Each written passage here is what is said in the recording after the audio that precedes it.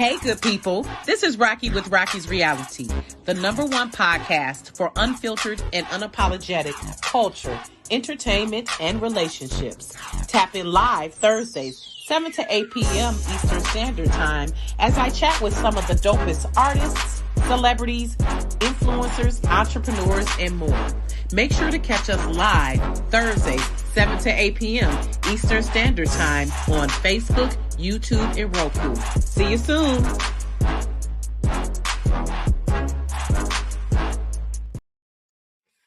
All right, welcome to Rocki's Reality, everyone. We are wrapping up Black Music Month with two dynamic artists. I love when the men are doing their thing. So tonight, first we are starting off with Donald DeP Paige. And then in the next portion, the second portion, we will also have a dynamic artist by the name of Damon Fletcher. But first, let's get into Donald DeP Paige. And that's spelled with one E, y'all. It's got the little bar above it, but it's pronounced deep. You may not be that familiar with his name, but if you don't know now, you are gonna know definitely by the end of this show. He has worked with Beyonce. He done went from the church to the country, y'all. He worked on Kanye's Sunday service. He was one of the founding members, and then he worked on 4 songs from Beyonce's Cowboy Carter. Then he also has 2 EPs, not one. Got 2 EPs out right now. One by the name This Shit Can't Wait. And then also he has another EP, Frequencies and Vibrations. I hope I'm remembering that correctly, for Black Music Month. Angel Numbers and Frequencies, excuse me, is the release he put out for Black Music Month. And also we're going to discuss Black male mental health. This is also Awareness Month. But I want to welcome to the stage multiple Grammy nominated and Grammy award winning as well, singer and songwriter Donald DeP Paige. So I'm giving we're gonna do our own sound effects. I can hear it. So welcome to the show, DeP. We here. Thank you for having me. You're welcome. Listen, how are you? We gonna have a good time tonight. I mean, I'm glad to be here. I'm glad I'm here. It's summertime, almost. I think it feels like it. Listen, you said you was burning up there. Yeah, that's why I got to get on the hottest platform since it's hot season, right? Listen. Let's go. Let the people know. They don't know yet. They don't know, but you know what? They never know until you let them know. So we here to do that. We're gonna let them know. Exactly. But as you said, nothing is happenstance. Everything happens for a reason. And I certainly believe in that. So thank you for coming on to the show. You have a dynamic title. And when I was reading your resume, I'm like, damn, I've been known about him. You know, like, oh, why ain't been known about him? To work with Alicia Keys, John Legend, all of these folks that been on Cowboy Cop, worked on the Spirit soundtrack. I'm like, you've been out here grinding. I've been out here. I've been operating in purpose, you know. And we live in a day and age that everybody can kind of saturate the platforms and social media and all of that. So it kind of gives in my opinion, a false representation of who's doing it and who looks like they're doing it. I wish we could ring the bell on that one. You got that bar drop sound. I don't know. I'm gonna have to add that in. That's gonna be in season 8. We're gonna add that into season 8. You know, I'm working from home today, so I'm on limited technology, but I'm gonna work that in. But yes, sir. And in this social media age, see, I don't know how old you are, but I'm proud to say I'm 47. Fine in my 40s, okay. I'm not 41. Ashamed because. Listen, it's better to be seen than viewed. So I'm never ashamed to tell people my age. But I explain to people, and those of us, so we in our 40s, we come from the pre-social media age. See, we will cuss you out to your face. We was, you know, playing hopscotch and jacks and on big wheels and stuff. So we come from that generation where you had to actually go to the store to buy the album. Okay. We're going to take it back to them days where you had to wait. Release day was on Tuesday, not Friday. And you had to wait to get to the CD. So how long, tell us, Donald, how long, first I want to ask, how did you get the name DeP? Let's talk about the origins of DeP. The spelling that everything. Come on, run it down. You know, it's been years. So I got several I guess paths to that journey, but it started off spelled just DP, which was my initials read phonetically, Donald and Paige. I started off in the gospel music industry.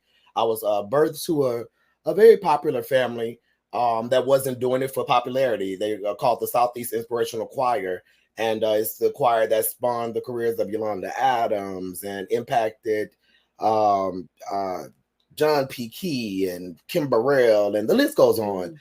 Out of H-Town, Houston, Texas. And so I was the first son, the first like child that was a male that was born to the choir, second overall, but I was the first male. And so I was everybody's nephew, everybody's, baby. And so I was to this world of music and art. And transparently, when I had a son at the age of 20 and started recording and doing the music as a career, as opposed to just what I love to do. I grew up singing. I grew up in that world, grew up in that environment. You was a preacher kid. I was a preacher kid, grew up, had Shirley Joyner and Carl Preacher and Brenda Waters, all rest in peace, but they were very dynamic in the gospel music industry. When you went on a solo career journey, you stopped through Southeast Anniversary as a special guest if you could. To do it. I'm talking about from Twinkie Clark to Donnie McClurkin. That was just the rites of passage. And so, sometimes you can be very close to something and not really recognize or know the magnitude of what it is that you're involved with. It was years later that I really realized the impact that they had on not just Texas, Louisiana, and that region, but the world. I would go places and they were like, "Yo, you surely join a Godson in Southeast." Oh, I know, And of course, Yolanda doing her thing, it just kind of, it was bigger than what you knew. And so I learned to correlate duty, responsibility, humility, but purpose and emoting as it pertains to your music and your creation, more than it was concerned about monetization. For Shirley Joyner and Brenda and Carl, everything was about giving God glory. So there wasn't a direct tandem relationship between how much you gonna pay me, what's the budget, what's the coin, what's the claps, what's the popularity, and me being a singer, right? That's something that came later on as I got older and having a son and realizing I need to make a living and this is what I do. And so I got signed very early and I instantly had this disconnect from I love to sing, but now it's a career and it has to be monetized. But I really enter into a different place when I'm singing because it's more so about impacting the people. So what do I do now? And I wanted to separate Donald Paige from this artist that was being birthed in order to have some type of monetary gain for my team, my label, myself, my family. And so DeP is how I separated myself from Donald Paige and the legacies and the ties that was there. Full circle came when we did Beyonce's project. We did The Lion King. And when we did The Lion King and the credits came out and she had credited me Donald DeP Paige.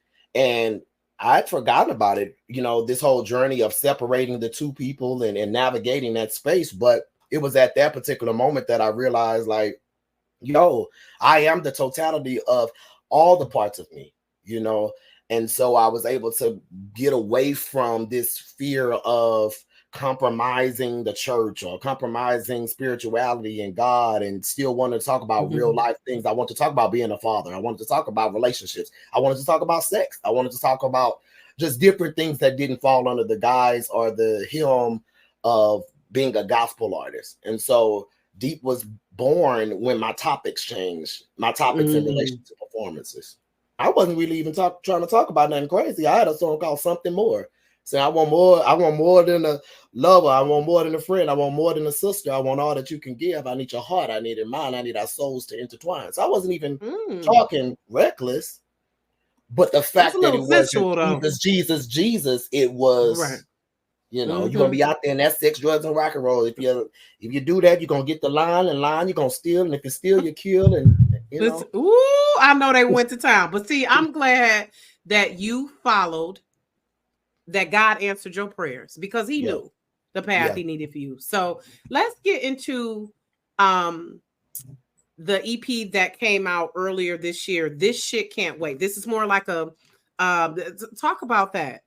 So your debut EP came out in 2005, and now you damn near 10 years later. I didn't realize And it now had been you that long. 2005, your debut For Me. Yeah. What happened? What I had to happened? remind you. What You don't happened forgot, was, huh? you know, when I moved to LA, I was done with the artistry. Interestingly enough, every phase in my career has went through the different waves and phases of music evolution, specifically for Black men. Mm. So when you didn't sing, when you didn't sing gospel music, it was, and at that time, remember, hip hop wasn't the giant that it was. So, you know, now if I go and somebody finds out, oh, I'm a singer, they're like, what, you rap? And I'm like, no, I said I was a singer, but it's automatically the question. Because Whereas it's been then, fused now. Yeah. exactly. So there's this idea, this misconception. So by that time I had been signed twice. So when I moved to LA, I was just over it. I didn't want to compromise. I didn't want to do the things that were being asked of me in order to represent what being a Black male R&B singer was. And to be frank, hell, I didn't even know that I wasn't trying to be R&B. It was like, I'm not singing about God, and y'all say that's called R&B, so okay. Yep. Automatically just putting you into that box. Into the the box. Let's box. talk about This Shit Can't Wait. This is like a This socially shit can't conscious. wait with blow that shit. And I wanted to watch a little snippet of it. So yeah, kind of give us a little, give us a talk about This Shit Can't Wait. So when I got out here, I was done. I was done with the compromise. I was done with this new social media thing happening. I was done with you have to now show everybody what you're doing from day to day. I didn't want any parts of it, and so I faded into the background. I got the call to come and start working with the first call background was with Beyonce, and that led to me working with a little bit of everybody. And I even saw you had my boy Anthony Hamilton on the show in the intro, and I met Anthony. I was called to be in a video with him and Jill Scott for So in Love. And so I was just in LA, and literally life would just have me in these rooms, right? And doing these things. Because that's the jam, right? So yes, came out in 2011. You feel me? So this has been that journey. This has been that journey, like legitimately. And every time I would step into a room, I would be pushed to be picture box. I would be, I never had to run around and say, oh, I did this with so and so. People would see it. They would post about it. And so it was during pandemic. We had just got back from Paris for Fashion Week with Ye. Sunday service. We were out there performing. We were supposed to come here for 2 weeks to perform and then go back out and finish our European run. And you know what happened? Pandemic happened and everybody sat down. And during that time, I got real convicted. Like, yo, you don't get to do that. That was your cocooning time to heal. But there's always a moment that you got to come out the cocoon and you got to go and you got to expand. And so I had been working on this book called Fall Back to Step Up. And I published Fall Back to Step Up. And it was focusing on the 30 mindsets and ideals that one has to deaden in order to elevate and go to the next level. And while I was doing that, I was working on another project, singing for the first time that I wasn't signed. I didn't have to worry about what the label was saying, what was going to be commercial, what was going to, I didn't have to worry about those different things that distract us of creating from an authentic place. So I was able to create. And true to who I thought I would be if I grew up a couple of generations before I was out there marching, we had saw the George Floyd things happening and the movements was happening. And I was right in the mix. I was laying in the Hollywood streets and marching, doing all the things, donating, writing the letters and things like that. And I realized we keep saying that the culture is heading to another place or things are getting bad. And I realized, no, this shit is bad. This shit is bad right now. And so I started going into the studio, like I said, just recording from an authentic place. What am I feeling? I wrote a song called Boxes. I felt boxed. I wrote a song called Change because I felt myself evolving. Why would I be the same artist that I was 20 years in the game, right? And just really creating without the consideration of any type of endorsements, like I say, radio play or trending or any of those things. And I was able to come up with something authentic. It is my belief that is the responsibility of creators to create art or whatever it is that they make that is indicative or is a representation of the times that they're living in. We still making booty pop. We were still making booty pop. You know what? You taking it back to right. Exactly. I love you saying that. That reminds me of Nina Simone said something similar years ago. And really, the true artists who make an indelible impact are those artists who reflect the times. That we may get some groove in there, but we're going to be serious about it too. And I'm really going to speak on what is happening in the real world. So your work definitely reflects that. So let's watch a little bit. Don't because of the coin. We compromise the culture because of the coin. We compromise the culture. Woo! We cover our mouth because of the money. And that's not the job of a creator. We actually think that the people that are really doing it is the people that have X amount of followers. And it's like, I hate to burst your bubble, but those of us that's really working in this industry, we don't have time to play social media games. We don't have time to create content every day. We just don't. Baby, I'll be so tired. If that's your measure to see if we working, you looking at the wrong people. Real talk, most of my peers, we don't have time to go and do that. You know, and when I looked at it, I said, oh, this is bad. This shit can't wait. And my mom then was like, well, why you gotta curse? Because I do. Because it needs to get people attention. I curse. So, and the problem is those that we keep tiptoeing. Stop tiptoeing. When you know you got a message, say it. Like, yo, this shit can't wait. And you know what it made people do? They had to listen. What shit he talking about? This shit. Well, let's listen. Right. Let's get into this shit though. Let's get into it. Let's get into it.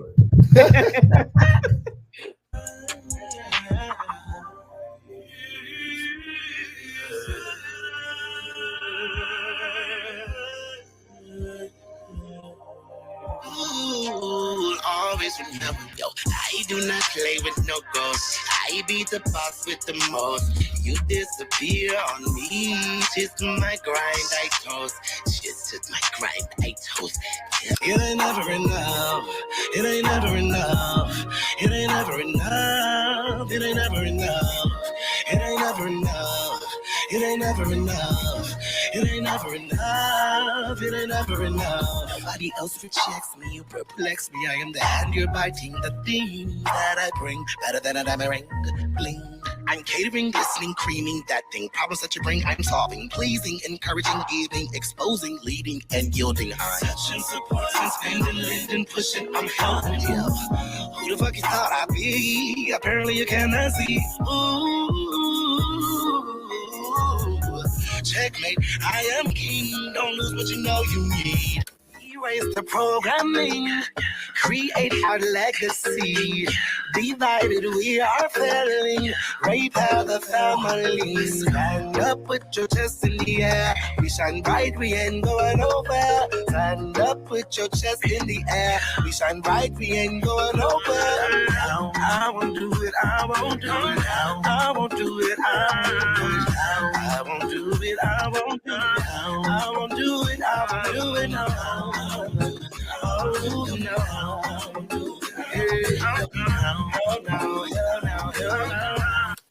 You want to go hard? Well, I'm about to go hard. I'm in the season where everything's clear. It's a community, but it's good up here. Calling on royal court, I know you hear me. Move, shake, move, shake, move, shake, move, shake, move, shake, move, shake, move, shake, move. Like a god, I'm just looking. Okay, I love that. Yes. Now I like how you had the person coming with the different sceneries. Sometimes it's a cigar. Now was that a joint? I don't know if one of them was a joint or let's get the liquor. Let's get listen. Whatever your vibe is. Listen, and that's what this project was. I heard some R&B. So that's what it was. Mix. I love this. You know what? You called it an EP, but that's what it is. It's a mixtape. Yeah, it's a mixtape. It was a journey of the different people that I worked with along the way. You can't work with Kanye West. You can't work with Chance the Rapper, and John Legend. The list goes on, and not think that you're not impacted. You know, we're Yes. impacted when we listen to these people on the radio, but to really be Absolutely. fortunate to be in the rooms and watch the creative process and stuff, this was a collection of who I am without a box. So with this shit can't wait, it was time for me not to be boxed in creatively, lyric wise, vocally. You know, a lot of times when you can sing, because I see you was kind of scatting at some I'm point. rapping. You was chanting, you scatting, I got the things, groaning, all of that. Yeah. I'm inspired. We all are. We're impacted every day. It's something that I'm gonna say right now that somebody's gonna remember. Or what was the point of me talking, right? You know, and so it should impact somebody. You know, it was Marvin Gaye's "What's Going On" that made me say, like, yo, we specifically as Black men, we have power in our voice as well.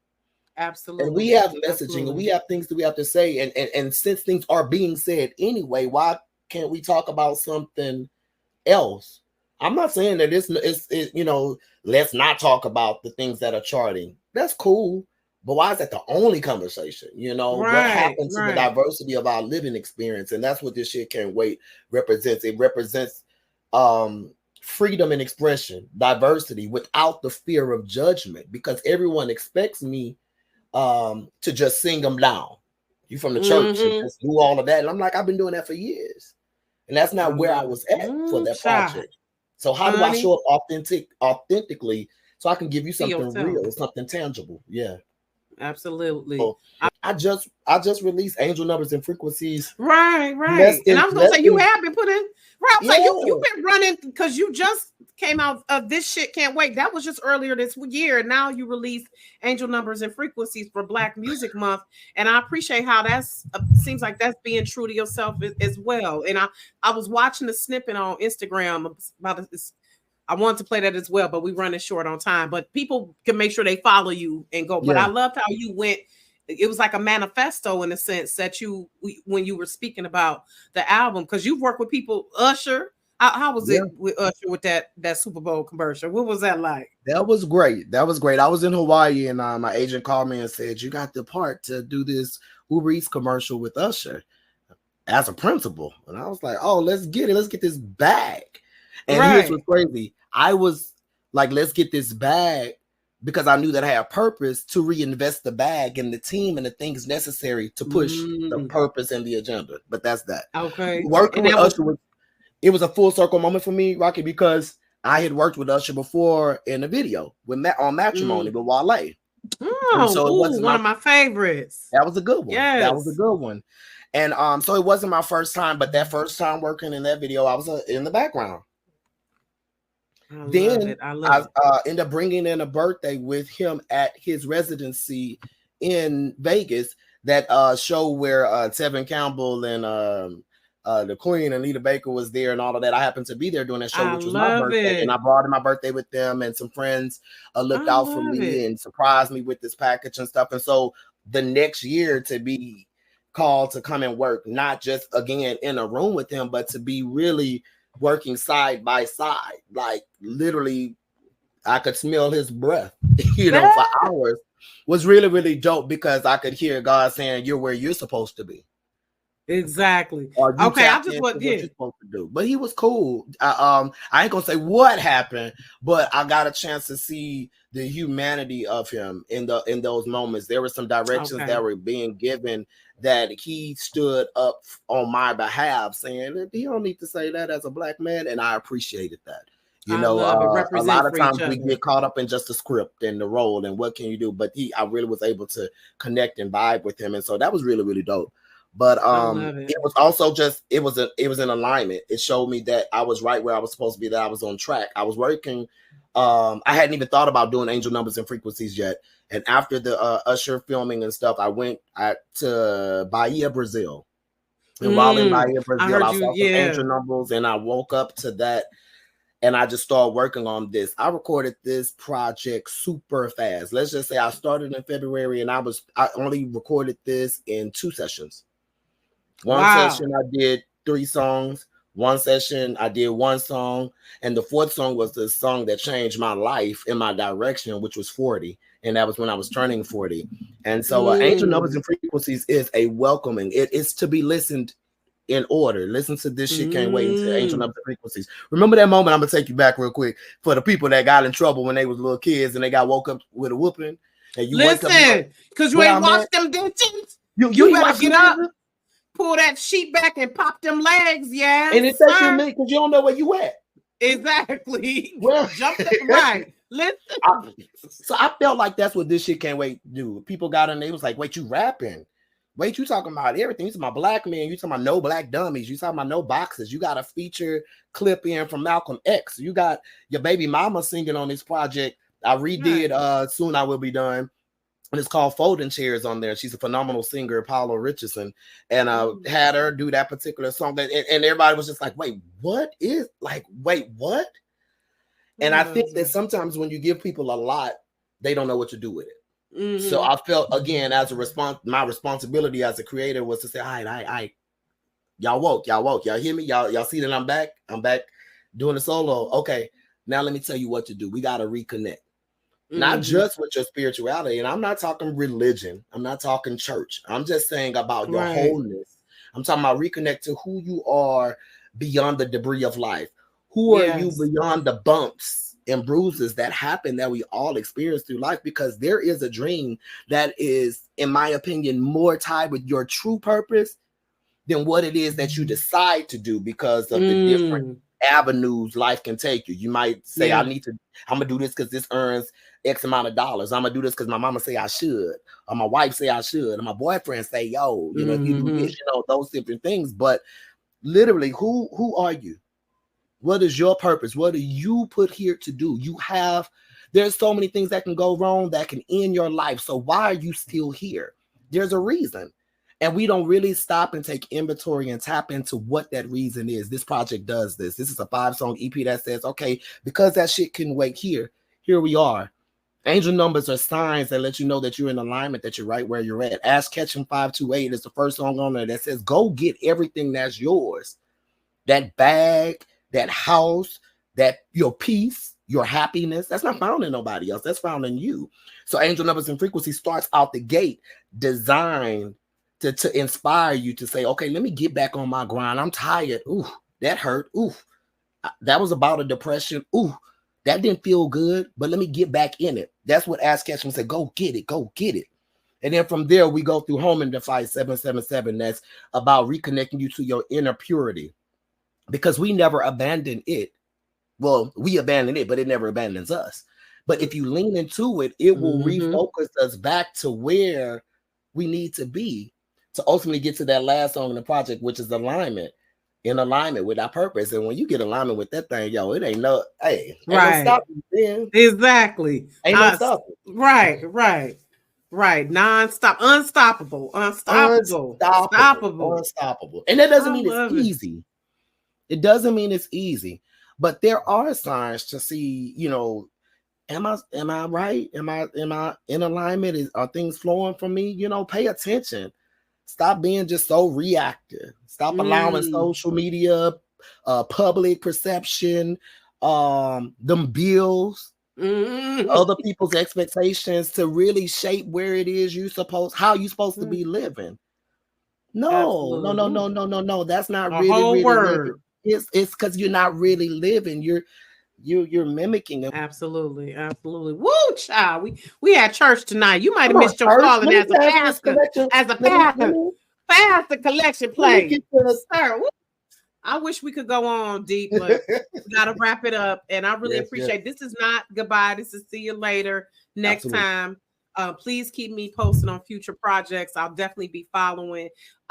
Please tell everyone where they can follow you so we can make sure also Angel Numbers and Frequencies and This Shit Can't Wait is on all platforms now, right? Yes, all platforms. Okay. This Shit Can't Wait, Angel Numbers and Frequencies. In the middle of that, I did drop an R&B single with Susan Carroll. Shout out to Susan Carroll. We released a single called Same Difference. So that's out there as well. Because we're not monolithic. I'm creating all the music that I feel led to make and put it out there. But like, my name is DeP. It's spelled with one E, DEP, and it's at Think Deep on all social media platforms.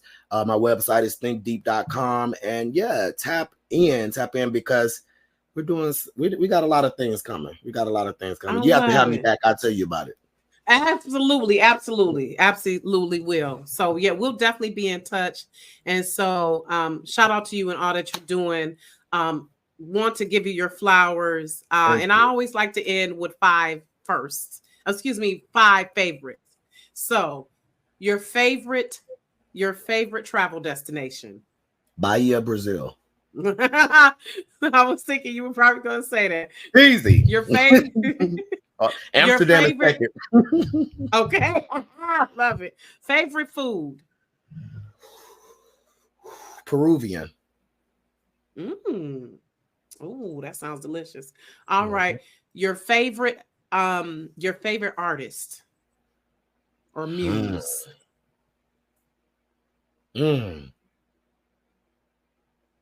Donny Hathaway. Ooh, woo. The youngins might have to Google that one. Y'all bet if you don't know, you better know. You better know. Favorite TV show or movie? TV show Martin. Yes, filmed here in Detroit. Yeah, shout out to I love Martin. And I couldn't even watch it when it was out because again, I couldn't watch it at home. I had to sneak. But yeah, Martin's my favorite TV show. I love it. And my favorite movie changes. I don't know. Right now, I'm watching House of the Dragon on TV. I'm watching Clipped right now. Okay. All right. Okay. Last one. Favorite accessory. I don't even know what you call them now, y'all. Like they look like the fanny packs, but they actually go around. Okay. It's like a bag. I like that. Yeah, a satchel or something. I don't know, a purse. I don't think it's. I don't know. Right no. now. I don't think it's called satchel. Look at me going old school. Go see. I'm telling my age. I'm telling my age. I think it's called satchel. A man bag, maybe. I don't know. But I don't know. But y'all know what. This but I get what you're saying. Like a shoulder bag. That one that kind of just go, Yeah, okay. Good. Okay. Yep. Okay, yep. Because men, we got stuff too. Right. We got stuff. I got a business phone, a personal phone. I got my beats, my headphones. We got stuff, and we've been keeping that in our pockets now. So yeah, that's my favorite accessory right now. Okay. Is a cap an accessory? Is a who? A cap. Yeah. Oh, absolutely. Yeah. They kind of like that. They kind of go hand in hand then. Yeah, absolutely. My ass talking about a satchel. I ain't no good. You said, I ain't got no I ain't got no sense. I ain't got no sense. So I was like,